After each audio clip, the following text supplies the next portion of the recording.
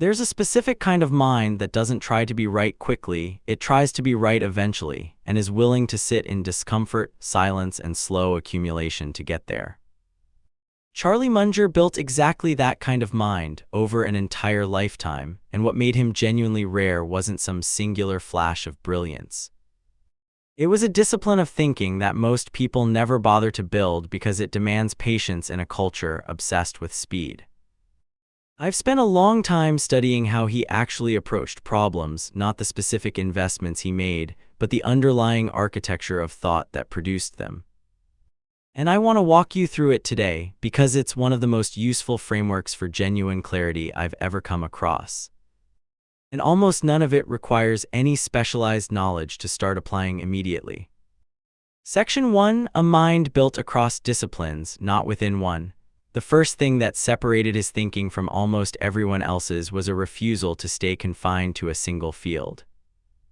Most people build their understanding entirely within one domain, their profession, their area of expertise, and then try to apply that single lens to every problem life presents them. The way someone holding only a hammer starts treating every situation as a nail. Munger's approach was the opposite. He deliberately studied psychology, physics, biology, history, and economics, not to become an expert in each one, but to extract the fundamental principles from each field and combine them into a single working framework he could apply to almost any problem. This matters because reality doesn't organize itself along academic department lines. A business problem is rarely purely financial. It's also psychological, historical, sometimes even biological in the patterns it follows. A mind trained in only one discipline sees only the slice of reality that discipline is built to reveal, while a mind trained across several sees the same situation from multiple angles simultaneously and catches things a single-lens thinker misses entirely. Section 2: Building a latticework instead of a pile of facts. This connects to something specific in how he described the actual structure of useful knowledge.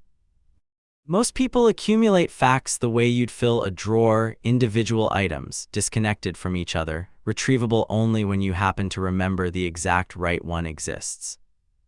He described something different, a latticework, a structure where individual principles from different fields connect to and reinforce one another, so that knowledge isn't stored as isolated facts but as an interconnected framework you can reason through, even in situations you've never directly encountered before. The practical value of this is enormous because a latticework doesn't just store information, it generates new understanding when you apply it to a novel problem. The way a few connected principles can predict how an unfamiliar situation will likely unfold, long before you have direct experience with that exact scenario. Building this kind of structure requires actual effort, deliberately learning the core ideas from multiple fields well enough to see how they connect, rather than superficially skimming enough to sound informed without building anything that actually holds together under pressure. Section 3: The discipline of thinking backward.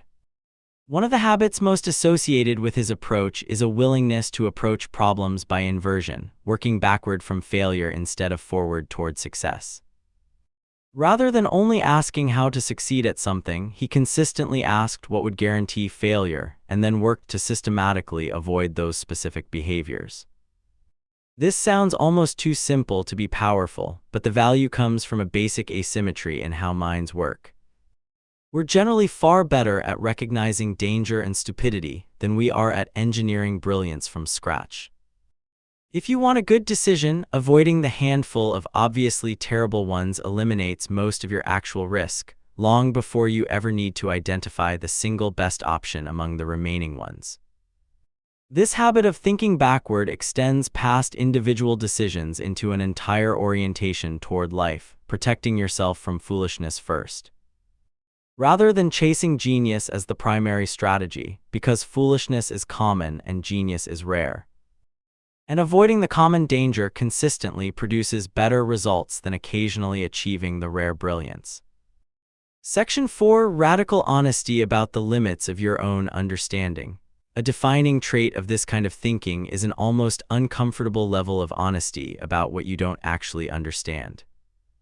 Most people, especially intelligent, accomplished people, feel pressure to have an opinion on everything, to project confidence even in areas where their actual understanding is thin. Munger's approach ran directly against that instinct, treating a clearly defined boundary around your own competence as a form of intellectual integrity rather than a weakness to hide. This meant being willing to say plainly that a particular industry, a particular type of problem, simply fell outside what he understood well enough to have a reliable opinion about, and declining to act or speak with false confidence in that territory. The discipline here isn't about knowing less, it's about being scrupulously honest with yourself about the actual boundary between what you understand deeply and what you're merely guessing at. Because that honesty is precisely what protects you from the kind of overconfident mistakes that come from treating a guess as though it were genuine expertise. Section 5. Patience as an active strategy, not passive waiting. Here's something counterintuitive about this style of thinking that deserves real attention: the willingness to do nothing for long stretches of time while waiting for a genuinely clear opportunity, rather than feeling compelled to act constantly just to appear productive. Most people experience inactivity as a kind of failure, as though sitting still means you're not making progress, and that discomfort drives them toward constant, often mediocre actions simply to relieve the anxiety of appearing idle. This approach treated patience itself as an active discipline, a genuine skill requiring real restraint, because acting only when the odds were genuinely favorable, and doing absolutely nothing the rest of the time, consistently outperformed constant activity driven by the discomfort of stillness. This isn't laziness dressed up as wisdom, it's a recognition that most opportunities available at any given moment are mediocre at best, and that a disciplined mind willing to wait for genuinely good ones, while resisting the urge to fill the waiting period with unnecessary action, ends up with a far better track record than a mind that mistakes constant motion for genuine progress.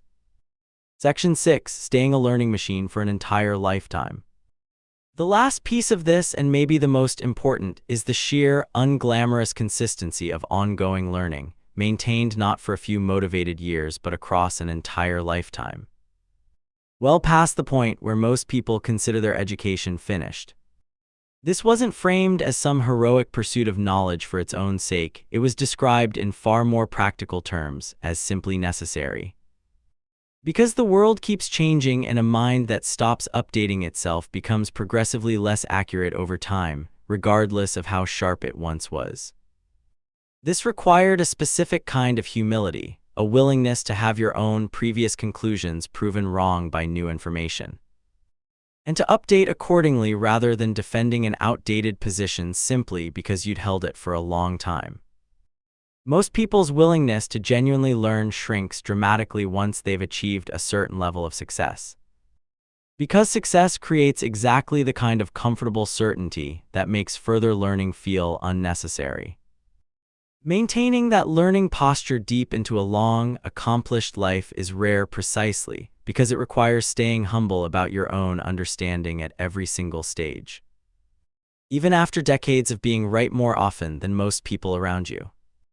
Closing. Building your own version of this mind. None of this requires you to master finance or business, because what actually mattered in this way of thinking was never the specific field it was applied to, it was the underlying discipline itself. A mind built across multiple domains instead of confined to one, knowledge organized into a connected structure instead of scattered facts, problems approached by inverting toward failure instead of only chasing success, radical honesty about the edges of your own understanding, patience treated as an active skill instead of a discomfort to escape, and a genuine, lifelong willingness to keep learning past the point most people quietly stop.